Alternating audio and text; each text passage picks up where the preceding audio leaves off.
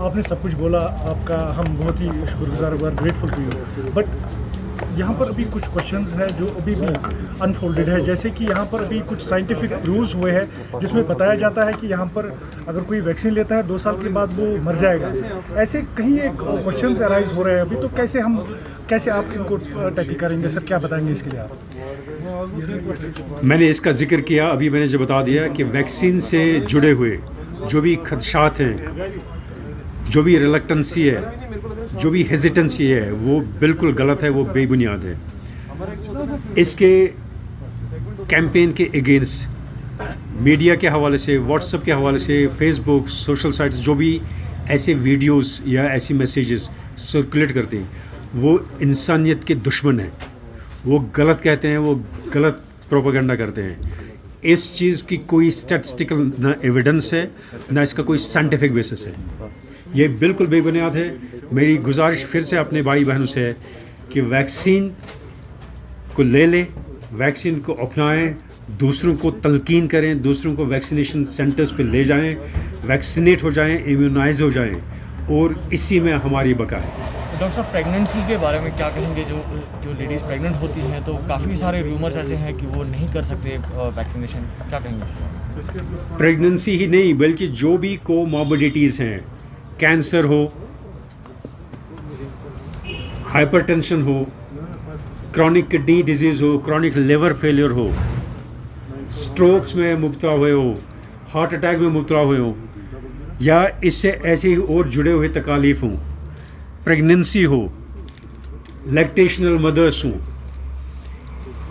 इन सारे लोगों से मेरी ये गुजारिश है कि वैक्सीन इन सब के लिए ज़रूरी है, माँ सिवाय उनके जिनके पास किसी भी दवाई की हिस्ट्री ऑफ एलर्जी है, किसी वैक्सीन के खिलाफ हिस्ट्री ऑफ एलर्जी है।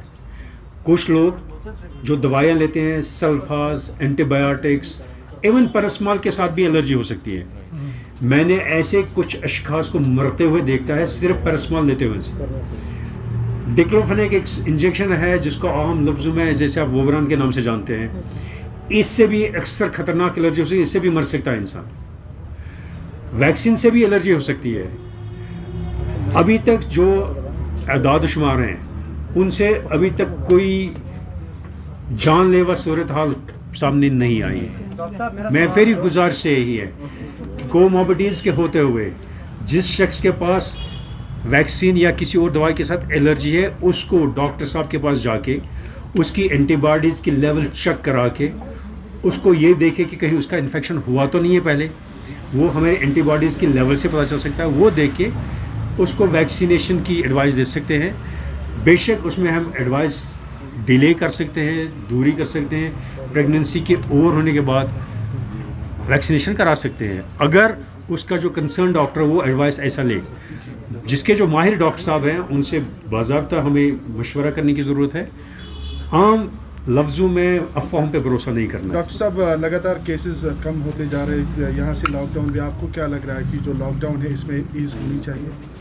मैंने इस बात का फिर से जिक्र किया अभी, जैसे मैं बोल रहा था कि हमने फर्स्ट वेव को ही नहीं काबू किया बल्कि सेकेंड वेव को भी हमने काफ़ी हद तक काबू किया हुआ। आजकल के जो आदाद शुमार मैं शेरी Kashmir institute of medical science के हवाले से कहूँगा, हमने ऑनरेबल लेफ्टिनेंट गवर्नर सर के हिदायत पे लास्ट ईयर 300 बेड से लेके आज की बार 500 बेड्स तक का इंतज़ाम करके रखा हुआ है, मगर मैक्सिमम पीक पे हमारे पास 296 ही लोग एक स्टेज पे एट अ टाइम एडमिटेड थे हमारे में कोरोना तकलीफ में मुबलस।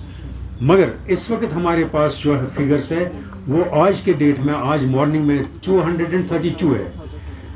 It straight way conveys to you, मैं डे टू डे फिगर्स के अगर आपको बता दूं कि ये कॉन्स्टेंटली जो एदाद शुमार है डिप होते जा रहे हैं। एक प्लेटो की लेवल पे हम पहुंच गए और मज़ीद इसमें जो गुंजाइश है फर्दर डिप होने की। इसी के हवाले से, इसी बुनियाद पे, इसी एदाद शुमार के हवाले से मैंने ये बता दिया कि ये जो कोरोना पैंडमिक की दूसरी लहर में हमने इसको भी काबू करके रखा हुआ है। इस वक्त सिचुएशन बहुत हद तक बेहतर है, बट एहतियात बहुत ज़रूरी है। इसका मतलब ये नहीं कि हमें गॉड जो है लोअर करना है। आज भी एहतियात अपनानी है, आज भी mask, SOPs, social distancing, hand hygiene, environmental hygiening and all this things need to be strictly followed. इसमें कोई कम नहीं करना है। डॉक्टर साहब एक आखिरी सवाल मैं है। चाहूँगा आपसे डॉक्टर साहब, जैसे आपने कहा कि lockdown is not the ultimate solution, 29 अप्रैल को जब यहाँ पर लॉकडाउन लगाया गया, क्या आपको लगता है फ्रॉम ए मेडिकल पर्सपेक्टिव यहाँ पर केसेस को कंटेन करने में जो पिछले 1 महीने से ज़्यादा अभी भी चल रहा है लॉकडाउन, क्या वो फ़ायदेमंद साबित हुआ? मैं रिपीटेडली ये कहता हूँ कि गवर्नमेंट की तरफ से, इंतज़ामिया की तरफ से और मेडिकल फ्रेटर्निटी की तरफ से जो भी गाइडलाइंस या जो भी एहतियाती हिदायत जारी किए जाते हैं, जिनमें लॉकडाउन भी शामिल है, इससे ही तो काफ़ी हद तक हम इस चीज़ को कंटेन कर पाए। लॉकडाउन किसी स्टेज पे बहुत ज़रूरी होता है, इसके बिना इसको कंटेन करना इंतहाई नामुमकिन है। लॉकडाउन की अपनी जस्टिफिकेशन है और लॉकडाउन की वजह से ही हम इसको बहुत हद तक कंटेन कर पाए हैं। मेडिकल अमले की कोशिशों से, इनकी कोशिशों से, गवर्नमेंट और इंतज़ामिया और इससे जुड़े हुए हर एक शख्स की कोशिश की वजह से ही ये चीज़ जो हम काबू में कर रहे हैं। लॉकडाउन की अपनी अहमियत है, मैं रिपीटेडली कह रहा हूँ, मगर मैं ये भी कहना चाहता हूँ कि लॉकडाउन अल्टीमेट चीज़ नहीं है। अल्टीमेट चीज़ अगर है वो जो है वैक्सीन है।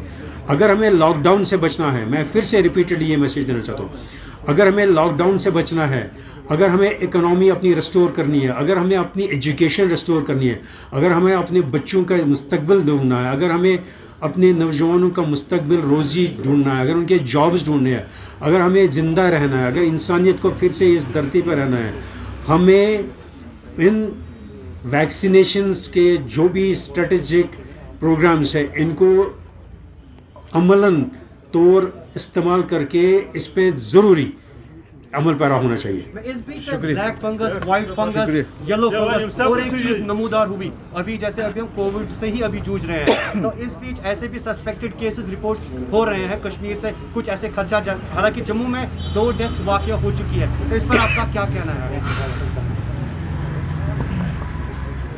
कोरोना के साथ साथ जो आजकल अखबारात में, मीडिया में या आम लफ्ज़ों में जिस दूसरे इन्फेक्शन की बात हो रही है, वो फंगल इन्फेक्शंस की बात हो रही है।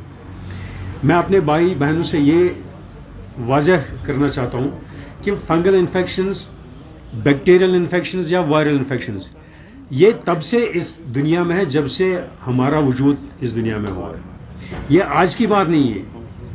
अगर आप ये जानना चाहें कि अलेक्जेंडर फ्लेमिंग एक बड़े सबसे मशहूर साइंसदान गुजरे हैं जिनको नोबेल प्राइज़ मिला हुआ है, उनकी इस रिसर्च पे जब उन्होंने देखा कि एक फंगस जो है उसकी लेबॉरेटरी में दूसरे फंगस पे कुछ ऐसे तरीके से हावी हो रहा है कि दूसरा फंगस जो है टेक ओवर कर रहा है, एक वाला फंगस किस्म का डिसअपेयर हो रहा है।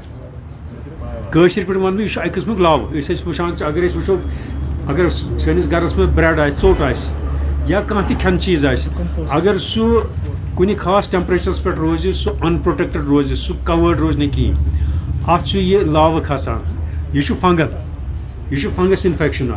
यह फंगस इन्फेक्शन दुनिया किस कुन कोनस मज, कुन घरस मज, कुन चीज़ सत वाबस्त, यह तह सत मे सत सान पलवन सत सानिस जिस्म सत वाबस्त।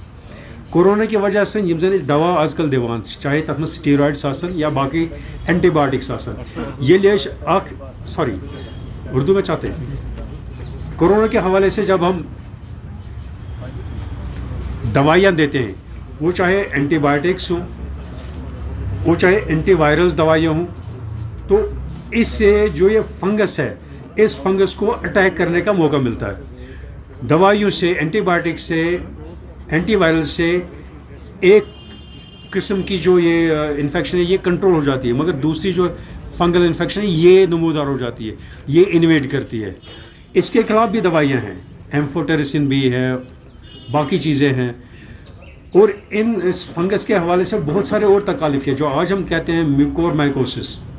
ये एक फंगल इन्फेक्शन है जो आजकल हम देखते रहे, वेंटिलेटर एसोसिएटेड है, इंटेंसिव केयर एसोसिएटेड, जिसमें शायद स्टेरॉइड्स का ज़्यादा यूज़ है रिलेटेड, और मे बी एंटीवायरल्स। मगर अगर हम देखेंगे इसमें और भी आम लफ्ज़ों में ट्यूबरकुलोसिस की एक तकलीफ़ है, तपिदिक वनान, उसमें एक स्टेज पे लंग्स में कैविटीज़ बन जाती हैं, उनमें एक फंगल इन्फेक्शन हो जाता है, उसको हम उसमें हम एस्परजिलोसिस कहते हैं। ऐसे और तकालीफ है, म्यूकोमाइकोसिस, ये बहुत सारे फंगल तकालीफ होते रहते हैं, आज की बार नहीं है, होते रहेंगे और उनके खिलाफ भी दवाइयाँ हैं, घबराने वाली कोई बात नहीं सर है। आपने अभी कहा कि आपको लगता है कि थर्ड वेव जो है नहीं आ सकती है, आपका ये कहना है, काफ़ी ज़रूरी सवाल है। जबकि मेडिकल एक्सपर्ट्स ने जब सेकंड वेव का आगाज़ हुआ, अप्राइज किया था गवर्नमेंट ऑफ इंडिया को भी कि सेकंड वेव आ सकती है, तो तब उसके बावजूद भी गैदरिंग्स हुई, लोगों का आना जाना हुआ, SOPs जो गाइडलाइंस मेडिकल एक्सपर्ट्स की तरफ से कही गई थी, they were all put into the dustbin. Second, अभी आपका ये कहना, do you think it's premature to say कि थर्ड वेव नहीं आ सकती है? मैंने कोरोना के स्टार्ट से इसके इस वक्त तक स्टेज का जिक्र किया आम लफ्ज़ों में। अगर आप चाइना को देखेंगे जहाँ से कोरोना शुरू हो गया, what ever was the mode of start of its और स्प्रेड, वहाँ कोई थर्ड वेव नहीं है। अमेरिका इतनी बड़ी इकनॉमी होते हुए, इतनी सारी टेक्नोलॉजी होते हुए, इतनी सारी दवाइयाँ होते हुए, सेकेंड वेव में भी काफ़ी हद तक सफ़र किया, अभी कोई थर्ड वेव तो देखी नहीं। ब्राज़ील, यूरोप को देख लीजिए, कोई थर्ड वेव नहीं आई। मेरे कहने का मकसद है थर्ड वेव या सेकेंड वेव, ये कंटिन्यूटी है इन्फेक्शन की। अगर हम एहतियाती तदाबीर ना अपनाएंगे तो ये कंटिन्यू करेगा। कल जब ये फिर से इसकी इन्फेक्टिविटी बढ़ जाएगी, इसका स्प्रेड बढ़ जाएगा, तो हम इसको थर्ड वेव के नाम दे देंगे। If we observe the precautions, if we observe the SOPs and guidelines, we will not let the so-called third wave come in. The so-called third wave for me is if we lower the guard and we let it come again.